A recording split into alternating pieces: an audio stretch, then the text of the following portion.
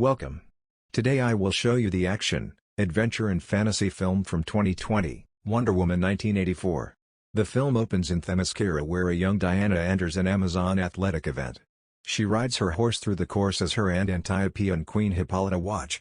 Although Diana performs well at first, she is knocked off her horse midway and starts to fall behind. She attempts a shortcut and catches up with the horse to be among the first to ride back into the arena. Before she can hurl her spear for the winning shot, Antiope stops her since she cheated. Despite Diana's protests, her aunt and mother lecture her on knowing when she is ready to win. Jump to 1984 where a quartet of thieves is attempting to rob a mall jewelry store due to what is believed to be a front for a black market operation. The plan is botched when it seems that their cover is blown, and one of the thieves grabs a little girl, dangling her over a ledge in a desperate attempt to avoid prison. In comes Wonder Woman to rescue the girl and take her to safety. Using her gauntlet and lasso, she fights against the thieves and apprehends them before leaving them for the cops. Wonder Woman flees the scene before onlookers can determine who this mysterious heroine is. Diana lives alone while still performing heroics as Wonder Woman. She keeps mementos of friends like Etta Candy, but she still deeply misses Steve Trevor. Diana also works at the Smithsonian Institute in Washington, D.C. as senior anthropologist. There, she meets the newly hired zoologist-gemologist Dr. Barbara Minerva, who is timid and ignored by her peers. Diana is kind to her, and they check out a large piece of mineral, the Dreamstone, known for granting wishes. Diana has dinner with Barbara, where they discuss falling in love, and Diana reminisces about Steve, with her own personal wish being that he may return. Later, Barbara is walking home when a drunk man harasses her. When he gets physical, Diana intervenes and knocks the man away from Barbara. Barbara returns to the office where she holds the Dreamstone and wishes she would be as beautiful, strong, and confident as Diana. The next morning, Barbara develops quicker reflexes and starts to gain attention from her male peers. The institute is visited by Maxwell Lord, CEO of Black Gold Cooperative, a fledgling oil company. He is known for his flashy TV ads, as Barbara is something of a fan. He invites Diana and Barbara to a gala he is hosting for the museum, although he is most interested when he sees the Dreamstone in Barbara's office. Max returns to his company, which is devoid of employees save for a secretary, Raquel, trying to answer phones on her own. He finds that he must take care of his son Alistair just before meeting Simon Stagg, a potential investor. He calls Max a con artist and doesn't have faith in his skills as a businessman. Max vows to Alistair that he will prove to everyone that they need him. Barbara gets ready for the gala and stuns everyone with her appearance. Diana also shows up and draws attention from men, but she ignores all of them, until one man in particular calls to her and tells her that he wishes they had more time. This makes her stop in her tracks, and the man approaches her to tell her the last words Steve said to her, "I can save today, but you can save the world." To Diana, this man appears to her to really be Steve, despite it being his spirit inhabiting this man's body. Diana is elated and kisses Steve for the first time in decades. Meanwhile, Max seduces Barbara and goes into her office just to swipe the Dreamstone from her desk. He brings it back to his office and wishes to be the Dreamstone, causing it to disintegrate as he absorbs its power. Diana follows Steve back to the apartment of the man he's possessing. After spending the night, she takes him on a personal tour of Washington to see the world as it is now, including a trip to the Smithsonian. Max tests his powers by going to Stagg's company and tricking him into wishing that their businesses would do better, which allows Max to seize control of Stagg's assets and magically removes him from the picture by having the FBI come to arrest Stagg for tax purposes. Max goes back to his office to find Raquel struggling to answer phones as calls from investors are pouring in. He gets her to wish for help, bringing more employees in as Max starts to expand Black Gold. Diana and Steve go to Barbara to investigate the Dreamstone, only to learn that she let Max borrow it, despite not knowing how dangerous it could be. They break into Black Gold to find the bracelet left behind from the stone, which is written in Latin and recognized by Diana as the language of the gods, but of a god with a dark purpose. They see that Max is heading to Cairo, so they steal a jet from the Smithsonian to fly there. Steve flies for the first time in decades, but they are spotted by authorities as they try to clear the runway.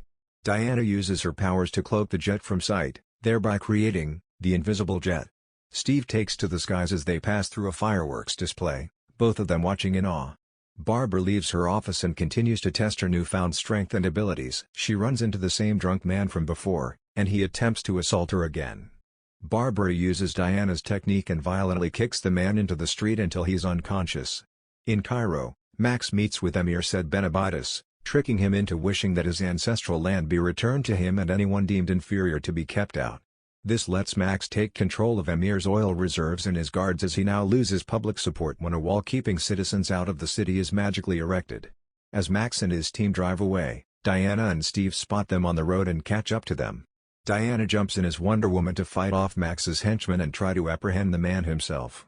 Steve also manages to help keep the villains off Diana's back as she tries to reach Max. When she demands the stone from him, he tells her, "You're looking at it."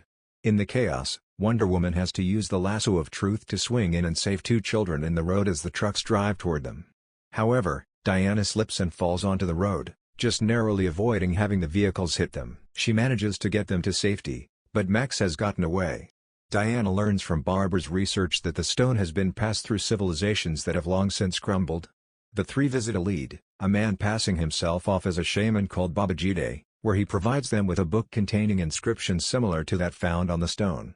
Diana reacts in horror to learn that it is the work of Dolos, a god that granted wishes but took something most valuable from those who made the wish, much like a monkey's paw. This explains why Diana's wish to bring Steve back is draining her of her powers.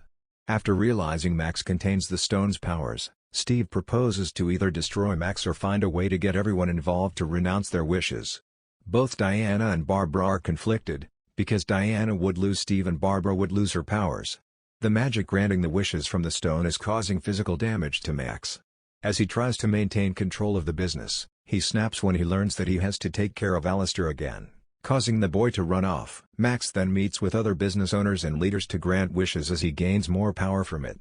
He faces more of a problem as an angry crowd protests him outside the company since his acquisition of many oil reserves are now leading to conflicts between nations. Max then uses his driver to see the President of the United States.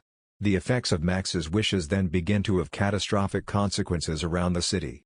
When Max meets with POTUS, he learns of a satellite that can transmit a signal around the globe, and he uses the POTUS's wish to gain access to it to grant a ton of wishes. Diana explains to Steve why stopping Max is harder than it seems to be. She tells him the story of Asteria, a legendary Amazon warrior who sacrificed herself to protect her people. Diana had come into possession of her armor. After seeing the chaos on the streets, she and Steve gain access into the White House just as Max has met with POTUS. Wonder Woman comes in to fight off security and Max's goons. Barbara steps in to defend Max, not wanting to give up her powers. She fights Wonder Woman and proves to be a strong force, severely weakening her. She notes to Barbara that she is losing her humanity and kindness because of her wish. Max and Barbara take off together, and Diana runs back into the streets. Knowing there is no other way to stop the villains, Steve tells her he can accept his fate to give up his second chance at life so that she can save the world. Diana tearfully says goodbye to him one last time and vows to never love again. But Steve tells her that she eventually will. Diana leaves him and tearfully renounces her wish, granting her her powers back and allowing her to take to the skies with her lasso as she appears to learn how to fly, allowing her to catch up to Max's chopper. Meanwhile, Barbara asks for one more wish from Max, which is to become an apex predator like the world has never seen before. Max reaches the facility where he will transmit his signal. Diana reaches the place as well in Asteria's Golden Eagle armor, fighting off several adversaries before making it to Max. She encounters Barbara, who has transformed into the cheetah. The two fight as Barbara's powers have now increased exponentially. Their fight leads a nearby electrical tower to collapse as they fall into the nearby lake. Diana pleads with Cheetah to renounce her wish, but she refuses, leading Diana to pull her underwater as a loose wire hits it, electrocuting Cheetah. Diana pulls the weakened villain to safety as she rushes to Max. Max has now sent his broadcast throughout the world, which causes many people to actually ask for wishes that immediately come true, bringing him more untold power. It also leads Alistair to get caught in the ongoing chaos as the United States and the Middle East are appearing to go to war. Diana comes in and tries to get Max to renounce his wish, but he has gone full power mad by this point. She uses her lasso to communicate with the world to convince them to renounce their wishes. Max sees visions of his past, including his childhood with his abusive father, ridicule from American kids when he moved to the U.S., and his humble beginnings in starting the company. Max then becomes overwhelmed when he starts to think of Alistair and tries to find him. He finally renounces his wish, leading to the rest of the world to do the same, magically undoing all the devastation that had started. It also causes Cheetah to revert to Barbara. Max then goes into the streets and reunites with Alistair. He admits that he's a terrible person who was always trying to make his son proud, but Alistair says he has always loved his father. Sometime later around Christmas, Diana wanders by herself again. She encounters the man Steve had been inhabiting, and they exchange friendly small talk. She then observes the scene around her, with children playing and people enjoying the time together, and it brings Diana a sense of hope. She once again takes to the skies as Wonder Woman as she continues to protect the people. Midway through the credits, a slight tremor occurs and a pillar is knocked over, but a mysterious woman catches it. A mother approaches the woman to thank her for saving her daughter. She turns around to reveal herself as Artesia, who says she has been doing this for a long time. Thank you for watching. Subscribe if you would like to see more videos like this.